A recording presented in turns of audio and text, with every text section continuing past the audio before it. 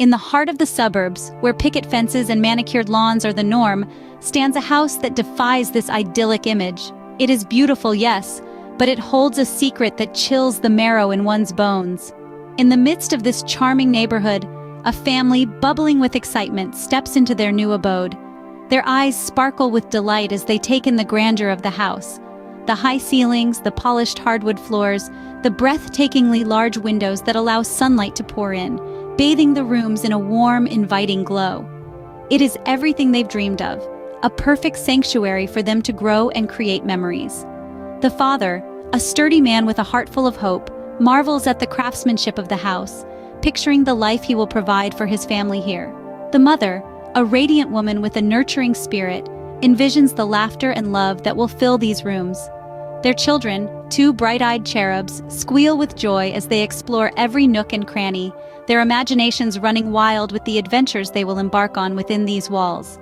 But even as they bask in the novelty of their new home, a subtle unease tugs at the edges of their joy, a strange chill that seems to seep from the very walls of the house, a whisper of a draft that makes the curtains flutter inexplicably, a lingering coldness that the warmth of their happiness can't seem to dispel. It's almost as if the house itself is holding its breath, hiding a secret deep within its foundations. They brush it off, attributing it to the unfamiliarity of a new place. They laugh, they plan, they dream, unaware of the shadow that looms over their joy. The house is beautiful, yes, but there is an air of mystery that surrounds it, a silent story waiting to be unraveled. Little did they know, their dream home would soon turn into a waking nightmare. As the family settled into their new life, the house began to reveal its true nature. The joy of a fresh start was soon overshadowed by a sense of unease. The family found themselves grappling with a series of bizarre events that defied explanation. At first, these occurrences were easy to dismiss as the quirks of an older house settling into itself. Creaking floorboards, doors that wouldn't stay shut, lights that flickered without reason. But soon the oddities became harder to ignore. The whisper of strange noises in the dead of night, a soft scratching from within the walls, an eerie echo of a child's laughter when there were no children around. Objects began to move of their own accord. Books would tumble off shelves, family photos would inexplicably fall and shatter, and toys would be found in places where no one had left them. Then there was the cold. A bone-chilling cold that seemed to seep from the very walls of the house, a cold that no amount of heating could dispel. The family would often wake up in the middle of the night, teeth chattering, their breath visible in the icy air. It was as if the house itself was alive, breathing out this cold presence that hung in the air, penetrating their very souls. The family's initial excitement was quickly replaced by a growing sense of dread. Their dream house was morphing into a nightmare, a place where their peace was constantly disrupted by unseen forces.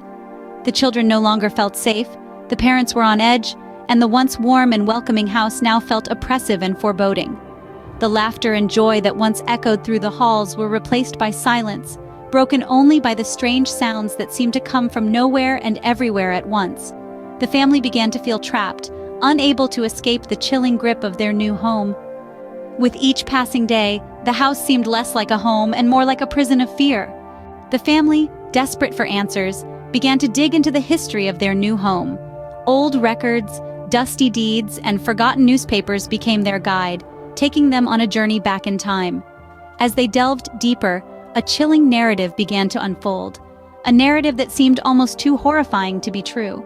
The house, with its white picket fence and manicured lawn, had once been the home of a different family. Their names were the Harrisons, a happy family, or so it seemed. They were the picture of suburban bliss, but beneath their smiles hid a veil of darkness. The family's patriarch, Harold Harrison, was a respected man in the community. He was a pillar of society, a beacon of success. But behind closed doors, he was a different man, a man consumed by obsession, greed, and a thirst for power. He dabbled in things he shouldn't have, things beyond the realm of the ordinary. He delved into the occult, dancing with forces he could not control. His wife Mildred was a woman of grace and beauty, but she was trapped in a twisted web of fear, her life a constant struggle between reality and the horrors that her husband had unleashed within their home. Their daughter, little Emily, was the most tragic figure of all. Innocent and pure, she was caught in the crossfire, a victim of the darkness that pervaded their home. Her untimely demise marked the climax of the Harrison saga, a chilling tale of a family torn apart by the very house they called home. As the family pieced together the story, they stumbled upon the house's dark secret. The house was not just a structure of bricks and mortar. It was a living, breathing entity, stained with the echoes of its past.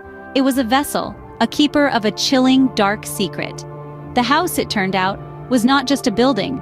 It was a vessel, a keeper of a chilling, dark secret.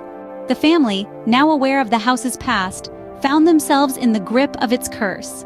It was no longer a question of if, but rather when, the curse would tighten its hold. The house, once a symbol of a fresh start, was now a theater of the macabre, where the walls whispered secrets and shadows danced with an unseen force. The once subtle signs of the paranormal escalated. Lights flickered with an eerie rhythm, doors slammed shut without provocation, and chilling drafts swept through even the warmest of rooms. The house seemed to breathe and pulse with an energy that was both ancient and malicious. Laughter turned into screams, joy into fear as the family was plunged into a nightmare that had no dawn. Like any family, they rallied together, their love for each other stronger than any fear. They sought help, reaching out to spiritualists, paranormal experts, and even a local priest. They clung to the hope that they could break the curse, that they could reclaim their home from this spectral squatter. Yet the curse was stubborn. It clung to the house like a shadow, resisting every attempt to cleanse it. The family's efforts only seemed to fuel its anger, intensifying the haunting. The family was not just up against a ghost, but a force that was woven into the very fabric of the house itself.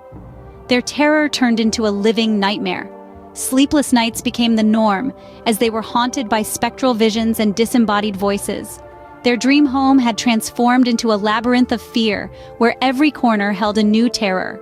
The family's struggle was not just against the supernatural, but against the house itself. It was a fight for control, a fight to reclaim their home, their sanctuary. It was a battle they were determined to win, even as the odds seemed insurmountably stacked against them. In this suburban house, the family was not living with a ghost, but a curse that refused to let go. Bound by fear yet driven by the love for their home, the family decided to confront the curse. United in their resolve, they faced the darkness that had been tormenting them since they first set foot in their suburban haven.